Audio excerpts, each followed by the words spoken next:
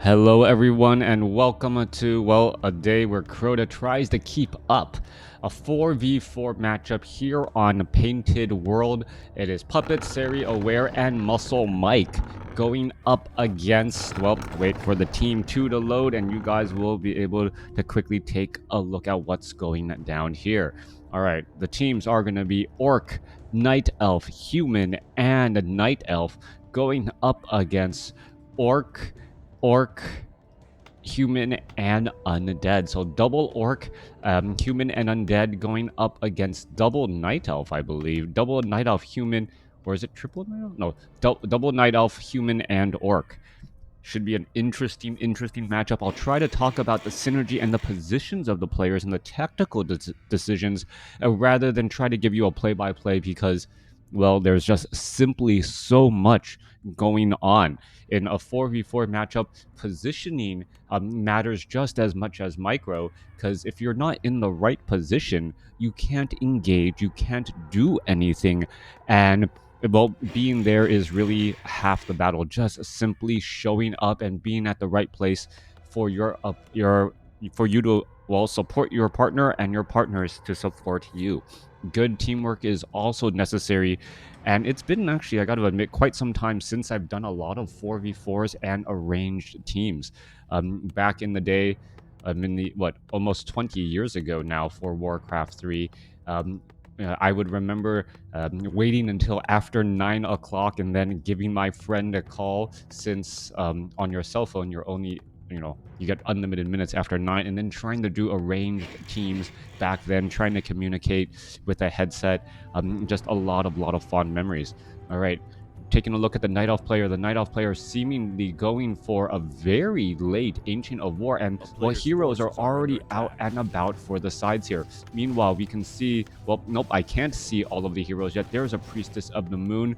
I believe that is going to be a Farseer. I don't know what the last hero is, as we are looking at dual Ancients of War being placed down to perhaps try to do a little bit of creeping. Ancient of War off to the north here, and trying to do more creeping as well. And this is an important aspect of the game. In 4v4s, you really want to be going after your early creeps if you can. And creeps, as I've mentioned in previous games, are considered resources. So if you are able to take your own creeps without allowing your opponent to take your creeps, you are gaining that extra bit of gold and experience, which will eventually help out. Thank you for the sub right there, as units are now already moving on out. Let's see what's going to be happening next. Panda is already leveled up, and we're looking at Altar of Storms here. Well, don't know where the heroes actually all are. Death Knight coming in from side here. Should be an easy, quick kill. No real problem whatsoever. All right. Little bit of harassment inside the Night Elf base. So, well, the Orc player on the opposite side putting in pressure, and this is all just trying to amass and annoy your opponent, and also gaining in a little bit of information. You can see that this Farseer normally would be challenged immediately, but there's no other units out here on the battlefield. And now that the Farseer is completely blocked in, and as long as, well, Aware tries to make sure, or the human player tries to make sure that to block the exit here, let's take a look at this. The Farseer are actually going to be able to break free, as it does have one set of Spirit Wolves to try and sneak on through. That Farseer has taken far too much damage. He'll be forced to retreat back. Meanwhile, the Night Elf player using that second Ancient of War to clear out an additional creep camp, and we are going to be seeing an experience, or an expansion, already being placed down as well. Back off to the north. Well, the Orc player going for mass headhunters will eventually be going into Berserkers, already getting the steel ranged weapons upgrades, as you do want actually an abnormal amount of ranged units, since the battlefields are just so large. Now, on top of that, AoE damage such as Breath of Fire, Frost Nova, Thunderclap, all of those are strong possibilities, as well as a Blizzard, as strong as it is, wants to remain constantly channeled, and often with that many heroes out in play and so many opponents to try and cancel that channeled ability, it doesn't always work out well. Quick purge onto that water elemental there. The Storm Reaver Hermit just simply standing around. Perhaps we're going to see a little bit more damage Chain Lightning also bouncing around as well, as we are looking at a level 2, nearly level 3 Demon Hunter. A large squadron of Orc units now coming down from the other side here.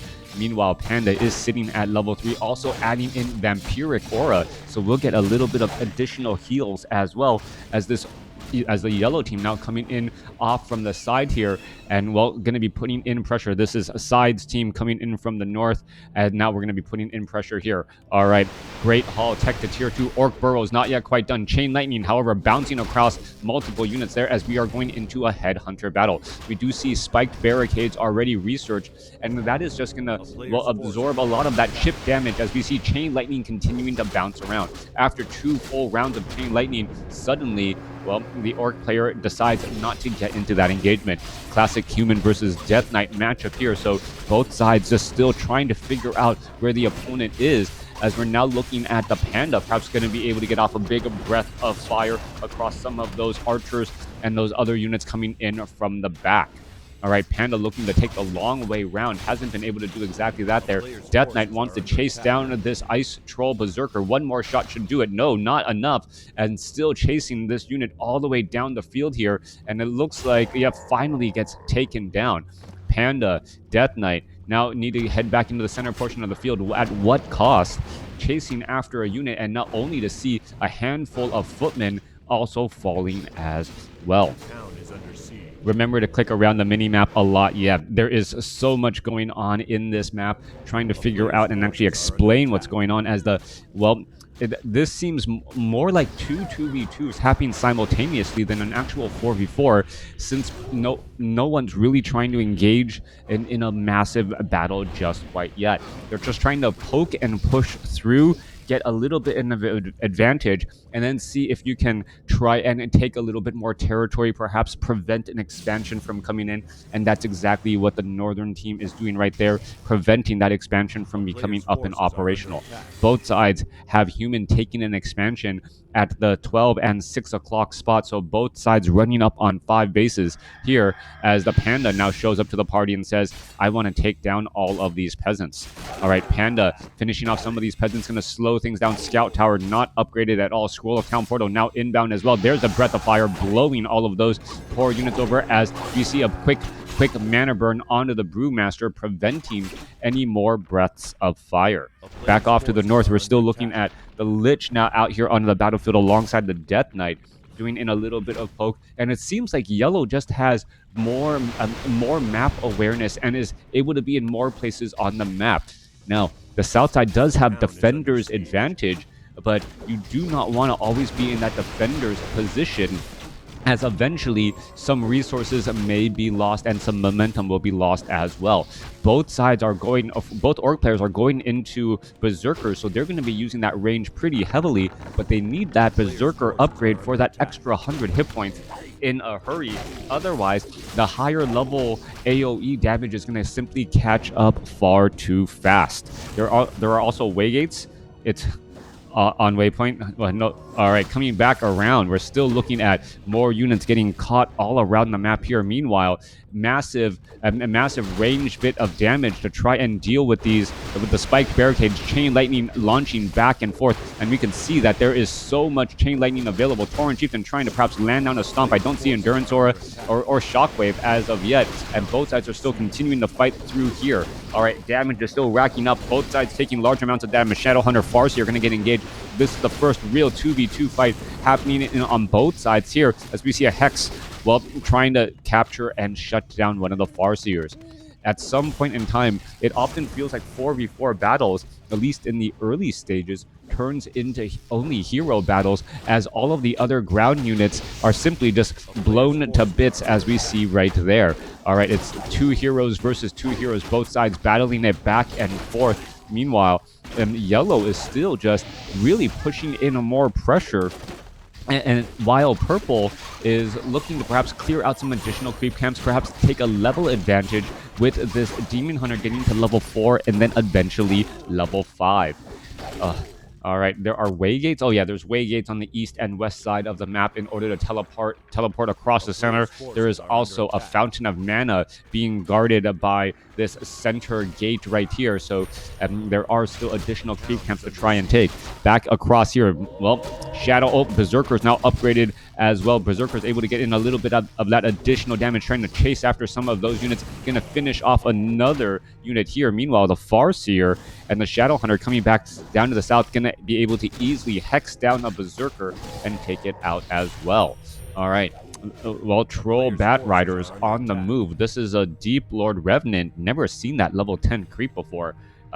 As we are looking at perhaps Bat Riders with liquid fire, perhaps attempting to take down some of these Tree of Ages. And there you are. There is that liquid fire strategy. Always beware of air units. And with no possibility of repairs, Yellow is doing a great job here. Switching now into, well, Scroll of Town Portal, switching away from, purposely switching away from that fortified armor, but that's still not going to be enough. It gets taken down, and the Troll Bat Riders are now on the move once more. No towers, no defense whatsoever, as the Troll Bat Riders able to snipe down one key Tree of Ages.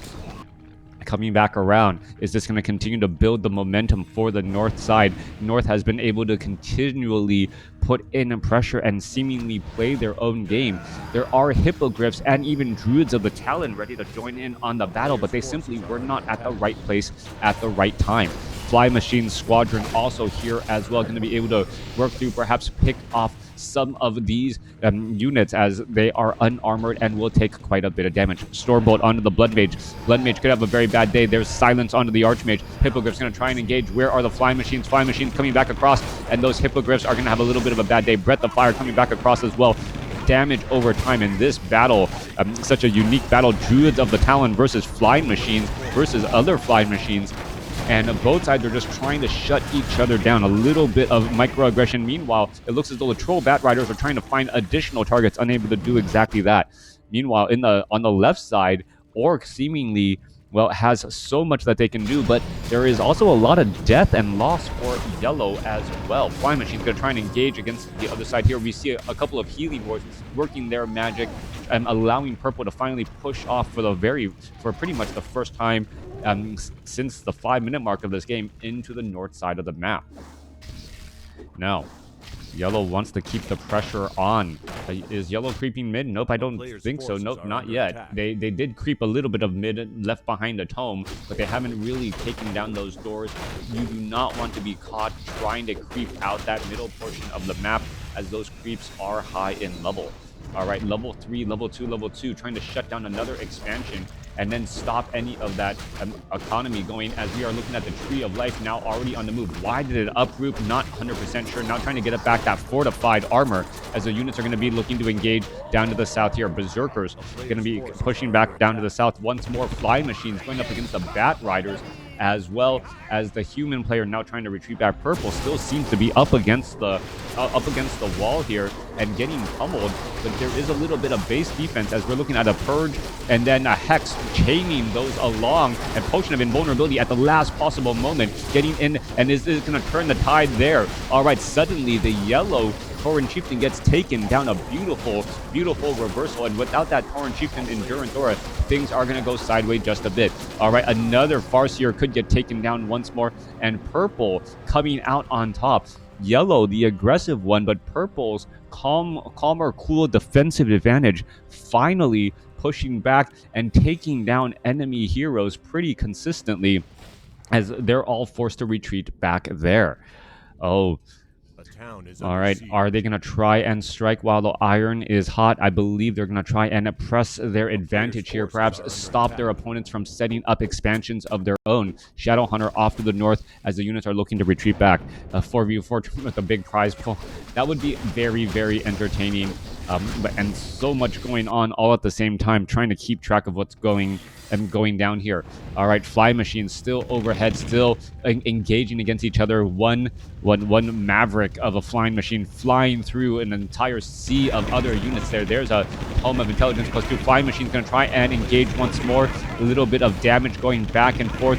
who is going to come out on top. Well, those flying machines not attacking the ground, and well, simple numbers as the yellow flying machines should be able to come out on top again. Flying machines still trying to chase here. Who has better upgrades? 1-2 versus 2-2 upgrades, as we're still looking at more battling coming on here. Not quite sure what exactly the Archmage thinks that will come of this, as more and more damage and more flying machines are shot out of the sky. Staff of Sanctuary saves the low hit point Mountain King, and now trying to go after some more of those units as well. It looks as though one low hit point Knight will barely be able to escape simply fast enough. Is it going to get the final shot off? Yes, it does. Archmage with that a little bit of bonus damage, able to shoot down or shut down that Knight.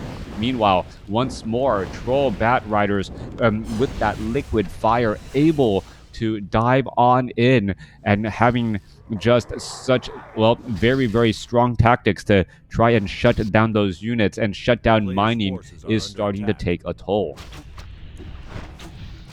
All right, back and forth. Let's take a look. We are mining at one base once again here. It looks as though there is now 6 bases for the yellow team. This base was taken down. So 1, 2, 3, 4, 5 base. Oh no, this base is also up as well. So we are looking at 1, 2, 3, 4, 5, 6 bases going up against 1, 2, 3, 4, 5. Oh, it's still 6-6. All right, even though the north side has shut down multiple bases, it is still 6-6 bases at this stage in the game. All right, coming back across here, Hippogriffs going up against Flying Machines. Hippogriffs trying to dive on in, but the splash damage is going to be far too much. Flying Machines now coming back across the other side. Breath of Fire causing quite a problem. And on the right side, adding into the foray are Chimeras. 4 Chimeras here ready to just take down multiple units. They are quickly Scroll of Town portaled out, though, as the simple number of Flying Machines and the web of all of these Crypt Fiends would bring many of them down. Also, the Blood Mage working alongside a level 5 Panda with level 3, I'm assuming level 3 Breath of Fire, could cause problems. Meanwhile, off on the other side, Orc versus Orc there, stomping, trying to shut things down. That stomp not hitting the target, as the yellow Shadow Hunter is going to have a very, very bad day here. Could end up getting shut down. There's a stomp, and there's that final death there. Meanwhile, both sides suffering a little bit of losses. Units trying to retreat back once more, as we're looking at, well, the left side pushing up while the right side is pushing down. And now in comes some, well, that liquid fire there. Both of those buildings attacking quite a bit slower. And, well, there goes one, and there goes another. That liquid fire damage also preventing any repairs. Flying machines trying to burst down other flying machines as well. As the units are now coming back very, very deep. All of these units going to engage here. There's Scroll of Protection, protecting many of the flying machines, as this, well, absolute chaos.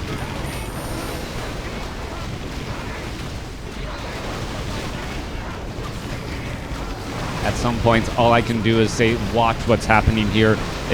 Both sides really just pushing forward with these armies, allowing both sides to gain kills, gain experience. And now we see Metamorphosis on the Demon Hunter, as the Demon Hunter does have that ranged chaos damage once more. So heavy casualties on both sides. Panda not yet at level 6, as damage is still pushing through. Druids of the Talon still wandering around here, able to put in quite a bit of damage. And there's a Hex onto the Demon Hunter, who is now forced to retreat back, needs to get some Holy Light and heal back up that Demon Hunter as well. All right, low hit point Chimera. Perhaps a Staff of Sanctuary should be used on that Chimera. Otherwise, it can easily be taken down. And yep, it is going to be taken down right there. Demon Hunter trying to retreat back down to 40 hit points. And down to 28, nothing trailing to try to hit it, and it ends up surviving. Scroll of Town portal now used by yellow to retreat back off to the north. Meanwhile, in the center portion of the maps, the Priestess of the Moon playing a rather dangerous game, still off on the other side, and may try and regroup with the rest of the army here. All right, trying to get in a little bit of chase, and now does the other side realize, wait a second, the rest of the army is here. Stormbolt onto the Panda. Panda could end up getting taken down. Healing Wave trying to keep him alive. There goes a Breath of Fire, and now forcing a Scroll of Town portal in order to survive. Army of Troll Bat Riders say, you know what, if it worked in the past, why not do it again, as the liquid fire does slow down that auto attack. All right.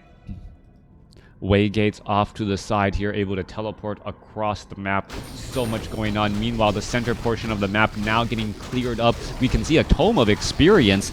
I do not remember the last time I actually saw a Tome of Experience dropped on a map. Shadowhunter gaining that additional 100 experience right there. Archmage falls at level 5, as this is absolutely scary.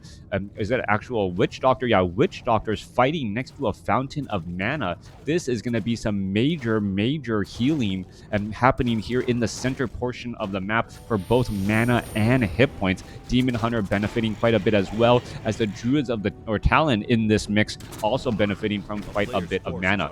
All right, engagements could happen. Whoever controls the Fountain of Mana does have a major advantage, as the level 4 Farseer once again falls. Flying Machine's going to try and engage, fully upgraded at 3-3, but they have nothing to attack right now. Not quite sure what they're looking for as they're going into this engagement. A large stomp, well, prevents any of these units from being able to easily escape, as the Shadowhunter falls at level 3. All right, major battles across the center board here. Fly Machines with no targets to try and take down at this point and stage, as the Witch Doctor really needs to throw down additional healing words to try and heal up, but there hasn't been a stationary point to really fight in this battle either. All right. Healing ward being placed down here. We're looking at Troll Bat Riders doing their thing once again, just trying to repair. There it is. They are uprooted, or the Tree of Life uprooted, losing that fortified armor, which protects them against the siege damage. Repairs should be underway on that Tree of Life, but this game of the Troll Bat Riders is such a key portion of this battle, as we see all the Troll Bat Riders now shot down by those Flying Machines. I have no idea, and to try to click through what seems like 20 heroes to find that one item would seem like a complete and absolute waste of time right now. All right, coming on through. Talking about wasting time. Nope. That player's forces are under attack. Yeah, not gonna try. Coming back around. Well, I did try. Not worth it. All right. Army of bloodlusted berserkers now ready to push on forward. A simple expansion being taken down. Their armies are going to try and engage. Demon Hunter does have that orb of venom, and the violet orc. A player's forces are under attack. All right, back in the center portion of the map, long distance mining. Well, not boding too well. Tauren Chieftain could get to level 4. Nope, gonna be just a little bit shy of level 4. Farseer and Shadowhunter taking a bit of that experience. No faster endurance aura there. Meanwhile, off on the top left, retraining into Blizzard, you can see quite a bit of damage. Chimeras do have that ranged siege upgrade, able to attack down those buildings, and now continuing to just try and shut down mana. So many units moving across the field in such a massive army. It almost feels like StarCraft 2's massive death wall of an army just moving together here, except for it's being controlled by 4 players. Fortress is going to get taken down here, and is this going to turn into a base race scenario? All right, there goes down another main base as well, as more buildings are going to end up getting taken down. These buildings do give experience. They are orc burrows, as the Demon Hunter could easily try and finish off many of these buildings, or even just finish off the peons and finish things up here. Meanwhile, up on the other side, Flying Machines, and both sides armies are just keep going completely unopposed, trying to destroy things slowly but surely. All right, taking down the major mining operations is the very first key plan, as both sides are going to try and engage. Drunken Haze, Breath of Fire could work there. There's some stasis traps as well. There's some berserkers going down, and now, well, just watch what's happening. Scroll of Town Portal quickly trying to get away, as units are, well, the Priestess of the Moon for some reason sticking around in this fight where she has no reason to be. And the Priestess of the Moon, now currently Hex, probably wishing that she used that Scroll of Town Portal a little bit earlier, ends up getting taken down. All these Dryads are going to be lost. And Purple, with a very strong push, ends up losing quite a bit on the retreat back. Meanwhile, off to the north here, you can see all of those, well, Druids of the Talon and Chimeras able to retreat back once more. All right, tactical retreating back, and now we are also looking at expansion, trying to be placed down by the human player. Are they going to be able to hold this expansion here? That is a key question, as many of the gold mines are now, well, no longer operational. The starting gold mines have run out of gold. Key tech buildings are also lost there. Side is trying to mine over here at what I'll call that 2 o'clock position. There are some guard towers with some masonry upgrades, which look like they will get operational. Nope. Well, they may get operational, but they're not going to be able to stand on their own that well, as the Tauren Chieftain now dives on in. All right, fortified, or no longer having light armor, but still going to have a difficult time. Tauren Chieftain could easily stomp, no repairs, and this base is not going to end up really paying for itself. No army comes back across. There's a Stormbolt trying to add in a little bit of damage, trying to defend this location as much as possible. But, well, in comes the undead and the remainder of that yellow army, able to shut things down. All right. It looks like the Night Elf player here moving across with this controlled group of air units, able to shut down many of these things pretty consistently. Demon Hunter trying to finish off many of these acolytes. Off on the other side, Fire Machines do have the bombs now, so they're going to be able to start bombarding the Tree of Life and the remainder of these buildings. Liquid fire also making it unable to be repaired, as this game is still going on pretty crazily. Demon Hunter going to try to dive in. We can see that the Black Citadel is absorbing quite a bit of siege damage. Druids of the Talon are nearby. Hippogriffs are nearby as well, as the Yellow Army pushing in down the left lane. On the right lane, the Demon Hunter pretty much trying to take down all of these key buildings. Where is the rest of that Purple Army? Are they going to be able to defend this side? Or is it just going to end up turning into a yellow massive death ball push, as mortar teams now joining in on the battle? All right, Fortress easily going to get taken down once more. There goes a couple of easy buildings. And, well, they're just slowly getting picked apart there. Flying Machines now looking to retreat back. Where are the Druids of the Talon? Demon Hunter now going. Goblin Shredder easily going to get finished off here. Well, yeah, if you're not sure your units should be attacking, well, this is the perfect opportunity. Just attack while you can, as the Demon Hunter may want to get a tactical retreat here. Not quite sure what's going on, and there's the Scroll of Town Portal. Fly Machines, Breath of Fire. That is going to be a lot of potential death. Druids of the Talon lost right there, as we now see them, well, trying to re-engage here. Fly Machines going to be going after the Troll Bat Riders. Fly Machines breaking up into, well, proper... trying to break up into in different positions to not get taken down by multiple Bat Riders. The player's forces are under attack. All right, still moving back off to the north here. Where is the Night Elf army? Night Elf trying to do a little bit of mining here after uprooting and taking this gold mine. There is only one mining base for purple, and there is long distance mining base for yellow, and that is all we see at this stage in the game. Flying Machines armies are just so large. 3-3 upgrades versus 3-3 upgrades. Devotion Aura versus Unholy Aura, and Unholy Aura and Endurance Aura. Flying Machines squadrons. This looks like a game of 1943, as both sides suffering so much damage, and you can see them constantly just burning down their flame strikes. Oh, not flame strikes, blizzards not raining down. We can also see stasis traps coming in from yellow. That stasis trap could actually stun down a lot of purple's army if it is not quickly handled. Flame strike could be coming down as well, as we are looking at Animate Dead from the undead as well, the ultimate ability. All right, is that stasis trap going to go off? Can't quite tell. No, that stasis trap is actually purple's, as both sides still fighting their way through. Mortar teams trying to rain down damage, but the blizzard is raining down onto them instead. Tauren Chieftain of purple is going to fall, and I believe this is going to be yellow's victory in this fight, as purple is still trying to retreat back here. A couple of key tactical units trying to retreat back.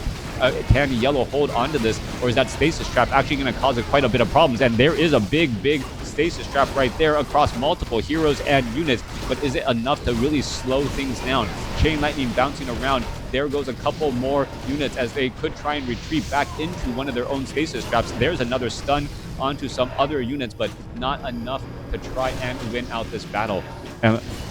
All right, the level 7 Demon Hunter about to get taken down. He's trying to break free, and there goes a Death Quill. and I believe much of the A hope of player's victory forces was are under on attack. the purple Night Elf's ability to continually take down buildings, and now that has been shut down with the death of a level 7 Death Knight. What's at the... Oh, let's see. Nether Drake and marketplaces.